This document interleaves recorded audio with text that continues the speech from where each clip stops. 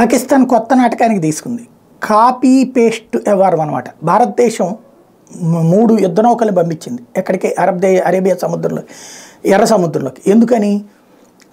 Houthi తీవ్రవాదులు Israel మిత్రులు అయినటువంటి ఏ దేశపు వాళ్ళ వాణిజ్య నౌకలైనా ధ్వంసం చేస్తుంది.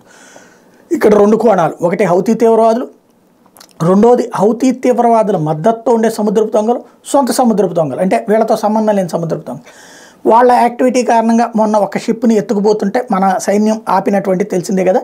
దీంతో పాకిస్తాన్ పరువు పోతుంది. ప్రపంచ దేశాలన్నీ కూడా భారత్ని మెచ్చుకుంటున్నాయి. ఎందుకంటే మొన్న అంతర్జాతీయ నౌక, అది మంది కాదు, వేరే దేశానికి సంబంధించిన నౌకలు మన సిబ్బంది కూడా పనిచేస్తున్నారు. ఆ నౌకని సముద్రపు దొంగలు ఎత్తుకుపోవడానికి ప్రయత్నించినటువంటి వేళ భారత సైన్యం దిగి ఆపరేషన్ చేసి వాళ్ళని పారిపోయారు సముద్రపు దొంగలు. ఆ షిప్ని కంట్రోల్లోకి తీసుకొచ్చి దీంతో భారతదేశానికి పరువు పెరిగిపోయింది. ప్రపంచం అంతా కూడా హర్షిస్తోంది. ఎందుకంటే హౌతీ తీవ్రవాదులు ఇట్లాంటి వాళ్ళ నుంచి అమెరికా లాంటి వాళ్ళు తమ షిప్స్ని రక్షించుకోలేకపోతున్నటువంటి దశలో, లేకపోతే ఇతర వాణిజ్య నౌకలు రక్షించుకోలేకపోతున్నటువంటి పరిస్థితుల్లో భారత్ ఎంత చక్కగా చేసిందని ప్రతి ఒక్కళ్ళు ప్రశంసిస్తున్నారు. దీంతో అర్జెంటుగా ఎంకిపెళ్లి చుబ్బిచావుకు వచ్చింది అన్నట్టుగా పాకిస్తానుడికి ఏడుపు వచ్చేసింది. పాకిస్తాన్ నేవీ రంగంలోకి దిగింది. తన యుద్ధ నౌకల్ని పంపించింది.